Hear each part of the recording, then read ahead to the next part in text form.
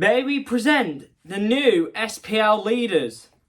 Yes guys, and welcome back to a brand new video on the channel, and it's been a very long time since I've last said this, but welcome to episode 11 of the Scottish Premier League talk series.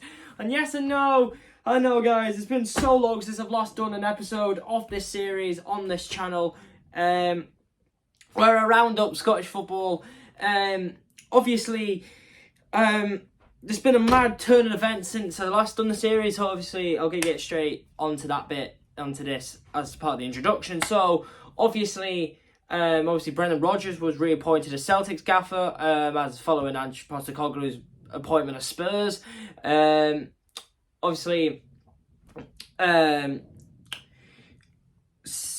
Lee Johnson obviously getting sacked at Hibs, and Michael Beale getting sacked at Rangers. Obviously, by the time I'm recording it, obviously Michael Beale has just been sacked by Sunderland today. Obviously, Philippe Clement's took over Rangers. Livingston doing terribly at the moment. Aberdeen sack Barry Robson, and now Neil Warnock is their manager. Jesus Christ. And obviously Mick Montgomery is the Hibs manager. So, I'm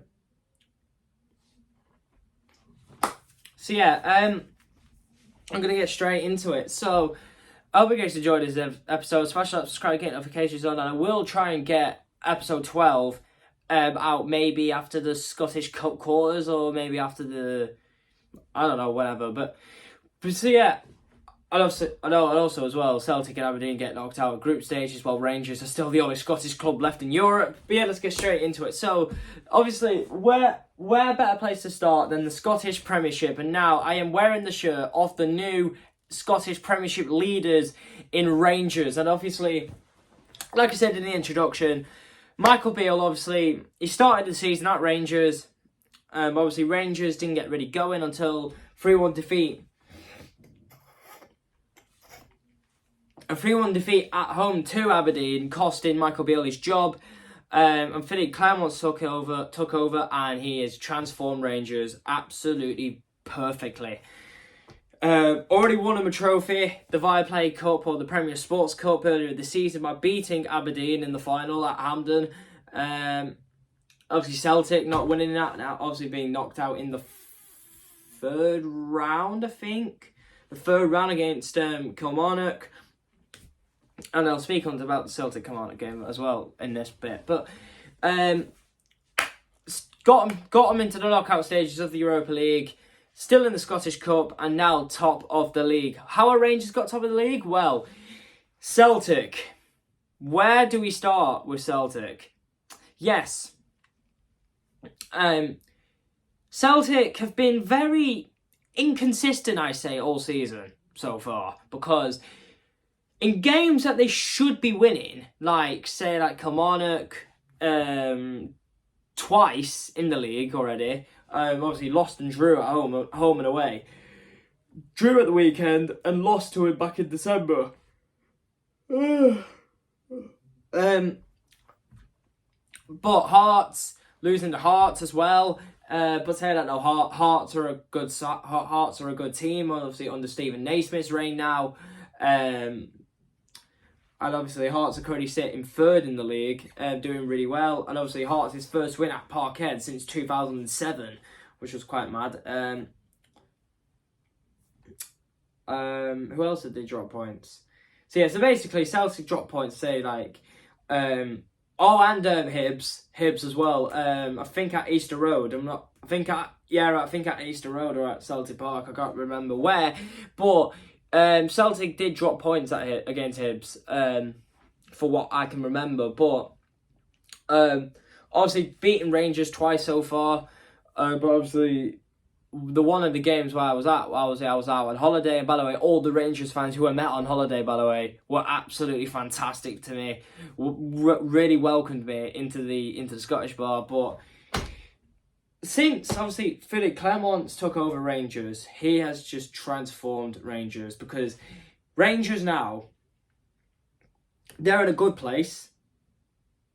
They've been so consistent since he took over. Yes, I know there's been a few blips at the start where, yeah, I know his first, obviously, got Rangers a trophy in the Viaplay Cup by beating Aberdeen. Obviously, there were signs of them not qualifying for the knockout stages of the Europa League, but maybe dropping into the Conference League or dropping out of Europe together. By the time Philly Clermont took over, I think in September or October, whatever,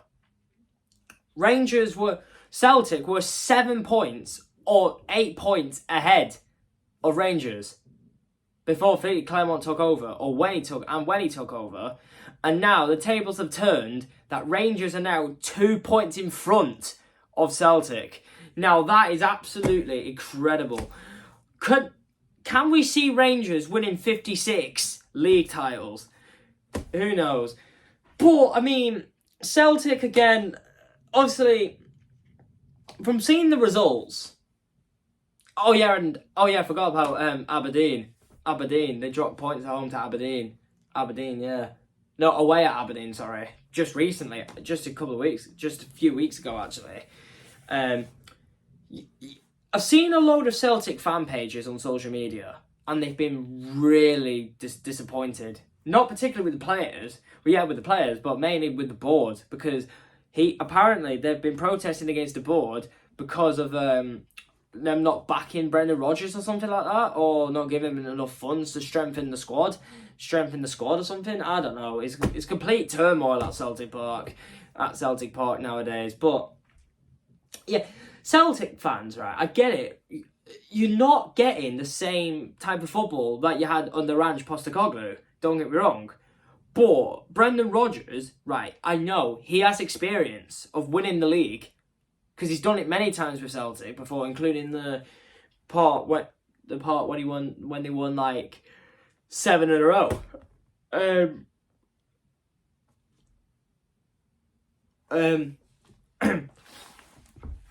But don't get me wrong. Celtic, on paper, really, I don't know, because I was going to say on paper that Celtic do have a better squad than Rangers, but at the same time, look at the Rangers team. Like, they still got like James Tavernier, Connor Goldson, Liam Balogun, Jack Butland, by the way, who's been fantastic all season. Hope maybe get on the Gareth Southgate may call him up for the Euros this summer. You never know. I'll be talking about Scotland in the Euros as well later on in the video, so about their chances of getting into the knockout stages. But Dessers, Seamer on loan, by the way, who has been fantastic, particularly in the Europa League. By the way, Canwell as well, Dion Sterling, Ryan Jack as well. He's still there. Kemar Roof, obviously he has been injury prone as well, but don't get me wrong though, he still is a fantastic player. I think Scott Arfield is still there, I'm not sure, but whatever they do, Rangers and Celtic do have equal squads, but however, Celtic have been more consistent enough than Rangers have done throughout the years, when Celtic were dominating the league. But don't get me wrong, right? Fair play to Rangers, because I never thought they'd even be in a title race, let alone be. I didn't thought, right, come this time of the season, they'd even be in a title race, right? Let alone be 2 points in front of Celtic and being the best team in the league right now. I think I've seen a stat, right? Since Philip Clermont took over Rangers, I think Celtic have picked up 40 points. Hearts have also picked up 40 points. So Hearts have been the third best team in the league, while Rangers have had 49 points. 49.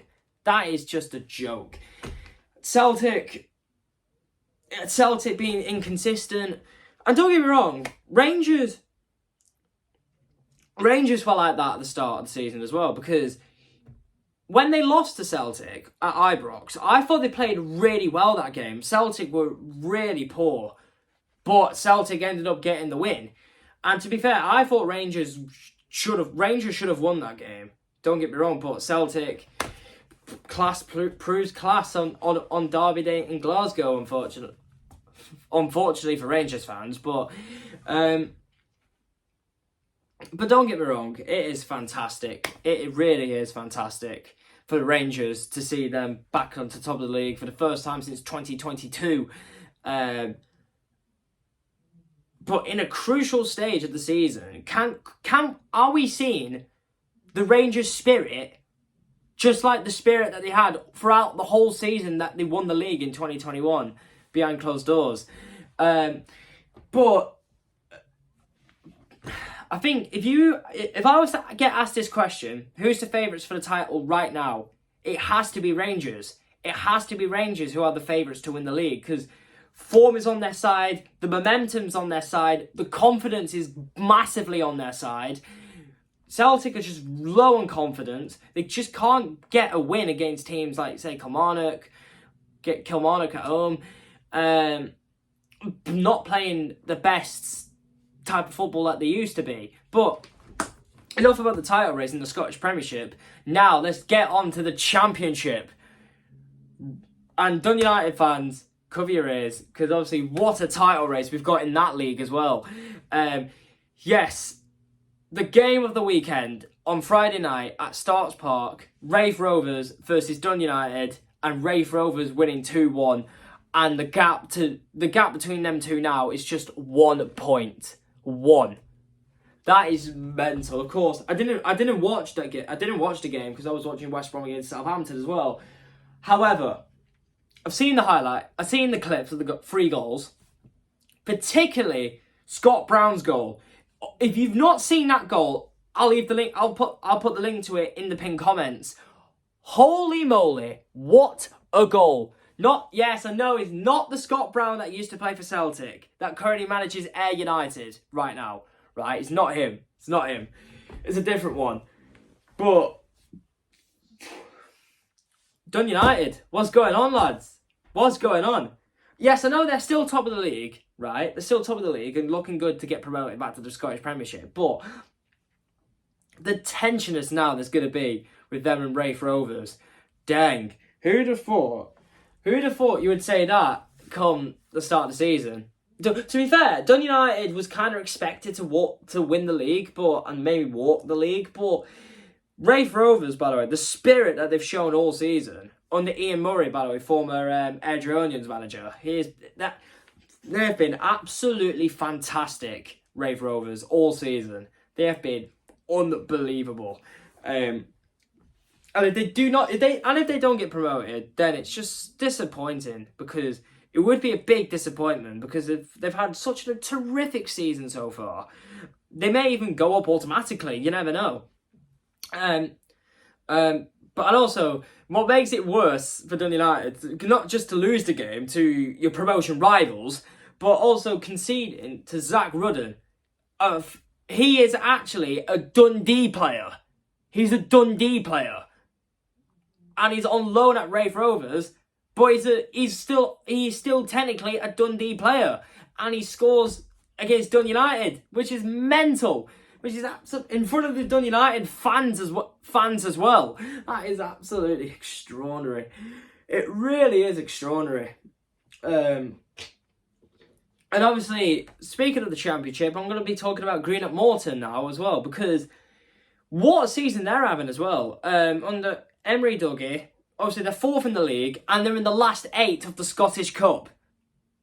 I think they're the lowest ranked team left in the Scottish Cup, I think, because most of the quarter-finalists are in the Premiership, like Celtic, Rangers, Hearts, Hibs, Aberdeen,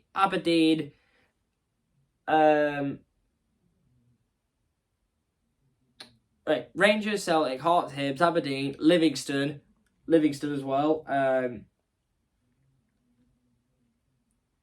Kilmarnock, and then Greenock Morton. So they're the only non-Premiership team left in the Scottish Cup. And they've got Hearts in the quarterfinals. Now, could you imagine if Greenock Morton actually get to a Cup semi-final? That would be amazing for Greenock Morton, by the way, don't get me wrong. And it's nice to see these lower clubs actually get a chance to get to Hampden, because you don't get that anymore. Because, say, you know, particularly last season, say you had Falkirk and Inverness, Thistle in one semi-final. So you were guaranteed a Championship or a League One side in the Scottish Cup final. And obviously Inverness won, obviously, but Celtic knocked Rangers out. So, not Rangers out, and obviously Celtic won. But can you imagine if Greenock Morton actually get to the final? Mate, that'd be a story. That would be an unbelievable story. And I think Greenock Morton, the fan base is so loyal. Honestly, Capilio Park, Greenock Morton, by the way, have one of the nicest people I've ever met there. By the way, when I went in 2022, of course, because I've obviously visited most of the SPFL stadiums that season, obviously, but obviously Albion Rovers and County Beef obviously are now no longer in the SPFL, so yeah. Obviously they currently sit fourth in the league, which is great, which is amazing for Greenock Morton, by the way, don't get me wrong, but you just feel, I think they'll get the playoffs in the Championship, but maybe I think Hearts will end their cup dream, I think, and the cup dream. But you never know. We're going at more, and they're at home as well, by the way, against Hearts. So I might stick that on the telly actually on BBC Scotland. So now I'll talk about the underachievers of the season so far. It has to be Aberdeen, Hibs, Motherwell, and Inverness, Thistle. Now, Inverness, Thistle, yes, right. They finished fifth in the Championship last year. They didn't even get into the playoffs. But what makes it underachieving is that they got to the Scottish Cup final last year, like I mentioned earlier, just then. Duncan Ferguson now the manager. Inverness, they currently sit second bottom. But saying that though, they're both on 25 points, them and Dunfermline, but there's also still a bit of a gap. There are not that many points on fifth again, so maybe. But you never know. You never know these days. You never know. But Inverness, yeah, I think I expected so much better from them. I think I predicted them to go up, I think. I'm not entirely sure. But yeah, I think I said they'd go up this season. They'd win the league ahead of Dundee United. But, yeah. Aberdeen and Hibs. Now, Hibs, yeah, you could say they've been underachieving for a few seasons now. But they've only got into Europe thanks to Celtic winning the Scottish Cup, which is quite bizarre. Hibs, fair enough. Motherwell, right? Motherwell, they've been a weird one because obviously he sold the main striker Kevin Van Veen, to Groningen, but now I think he's gone to Kilmarnock. I think on loan. I'll talk about Kilmarnock later on the next part. Yeah. Motherwell, at one point they were second bottom, or at one point they were bottom of the league, and I thought, seriously, Motherwell shouldn't even be down there. They shouldn't even be down there, Motherwell. But yeah, they are. But I think they'll be all right near the end. Aberdeen, they've probably been the biggest disappointment of the lot because they finished third last season. They were in the Conference League earlier this season, and to be fair, with the group they had PAOK, Aberdeen, and PAOK, Eintracht Frankfurt, and HJK Helsinki. That is tough group. That is tough. That for Aberdeen, I didn't expect them to get out of there, but I mean, I feel like playing European footballs took a massive effect on the squad because. I think Bojan Miovski, he's probably been the best player for him all season. Duke as well, he's been fantastic. He's been good as well. He's been good as well for Aberdeen. But obviously the performances in the league hasn't been good enough. And obviously following their 2-0 defeat to Hearts, the Aberdeen Ultras obviously put a banner up outside Pittodrie and I think near the training ground, I'm not sure, saying that Robertson out, so they wanted Brian Robertson to go. He ended up leaving the club, and obviously now Neil Warnock is the manager, and he's still yet to win a game. Absolutely quite bizarre to think. with Aberdeen. But yeah, now let's talk about Kilmarnock, okay? What a season they're having, right? I thought they'd be struggling against relegation. No, they're not. They're 4th. And they drew at Celtic Park the other day, which is absolutely incredible to think. Derek McInnes, obviously former Aberdeen manager, obviously he has done a remarkable job with Kilmarnock. In the quarterfinals of the Scottish Cup, they could go to Hampden. They could go to Hampden, of which I think they will beat Aberdeen. Aberdeen, actually. I also think that I think they'll get top 4 in the league and they'll get European football. And don't get me wrong, European football for Kilmarnock will be great, fantastic.